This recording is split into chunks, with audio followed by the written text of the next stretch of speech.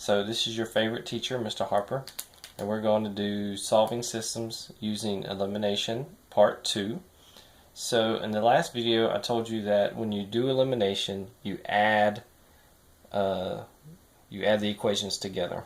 Okay, I told you that, but there's sometimes when you can't just add them together. There's some things you have to do first. So I have two sets of equations. I have two equations here. I have a system here and a system here. And so I'm going to do this one first, and then I'm going to do this one. And so if we were to just add these the way they are, okay? Let's try and add these the way they are. If we would have 4x plus 2x, which would give me 6x, y plus y, which is 2y, and 8 plus 6, which is 14. Okay, so if I do that though, I'm not eliminating any of the variables. And so the point of using elimination is to eliminate one of the variables so that I can solve for the remaining variable. Okay, because right now we can't solve because we don't have one variable. We need to have one variable to solve. And so I need to change the way this problem looks to eliminate one variable.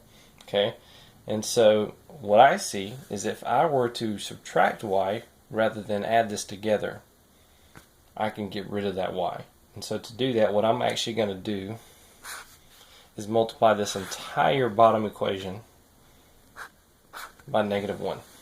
Okay, and so what that's going to do is this equation is now going to become negative 2x, -1 times y is negative y, and -1 times 6 is -6. Okay, so let me rewrite the equations.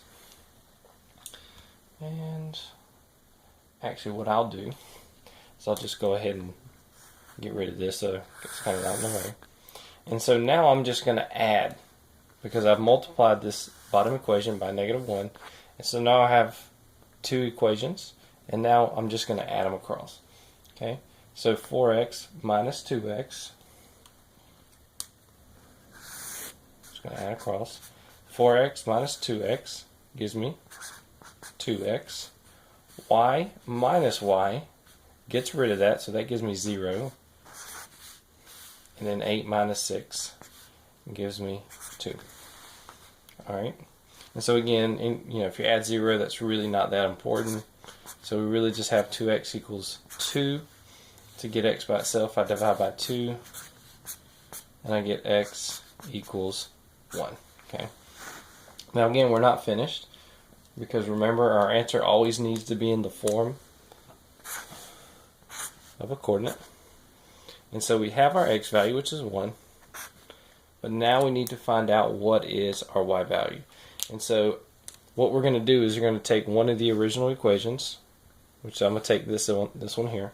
So I'm going to take 4x plus y equals 8. And now I'm going to take the fact that I know x is 1,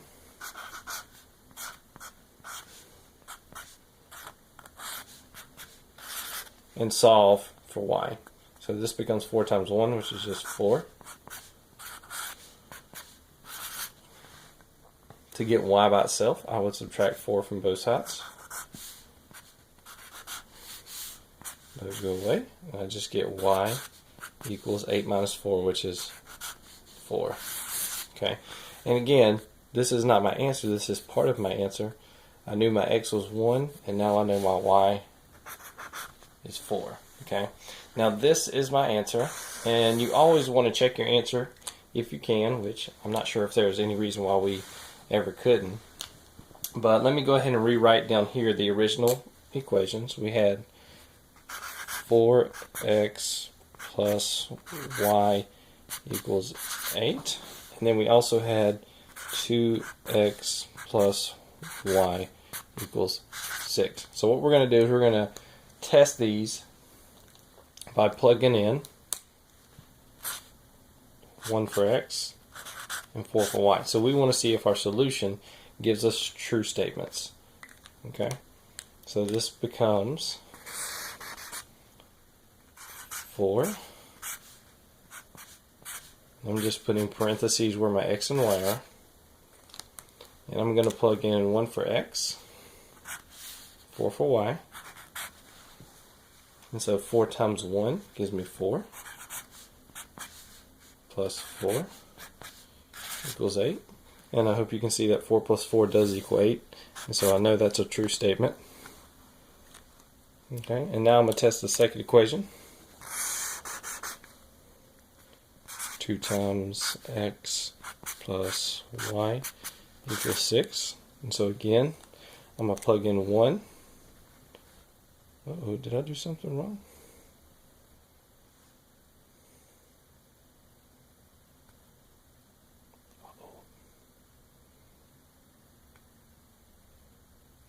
I think I might have did something wrong.